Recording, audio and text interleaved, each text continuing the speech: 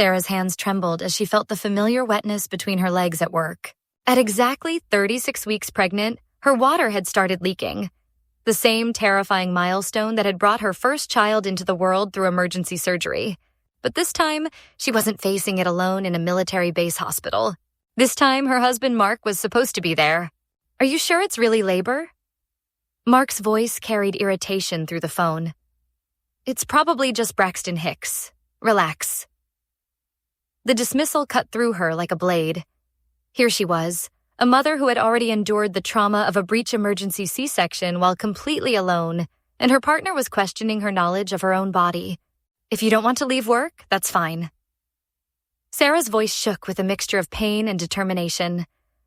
"I'll drive myself to the hospital, but I'll make sure to let them know you aren't welcome in the room until after the baby is here." The threat worked. Barely. At the hospital, Sarah's cervix stubbornly remained at 3 centimeters, contractions spacing themselves a torturous 10 minutes apart. The medical staff sent them home with instructions to return when contractions reached 5 minutes or less. Even after nurses confirmed she was indeed in active labor, Mark continued his cruel refrain. "Are you sure they aren't just Braxton Hicks?" Then came the moment that would haunt their marriage forever.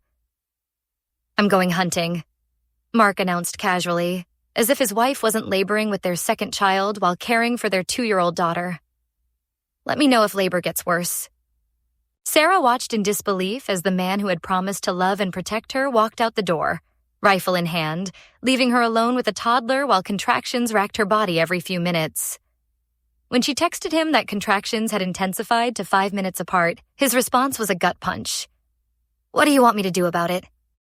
The image is burned into her memory, standing in the freezing cold, contracting every 5 minutes, while Mark posed proudly with his freshly killed deer, demanding photos like a teenager with his first trophy.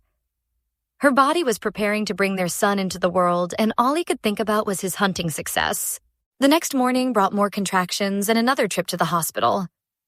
While Sarah was wheeled into the OR for her second C-section, Mark couldn't stop talking about the deer and his plans for the butcher and taxidermist. Even as their son was born not breathing and rushed to NICU at another hospital, the hunting story dominated his thoughts. In the aftermath of the most traumatic 48 hours of her life, a complicated surgery, a baby fighting for his life in intensive care, Sarah made one simple request: a milkshake. Something sweet and cold to soothe her throat and provide a tiny moment of comfort. Mark never brought it, despite multiple requests. 9 months later, Sarah still feels the sting of abandonment. Their families laugh about the funny birth story, but she can't find humor in feeling so utterly dismissed and alone.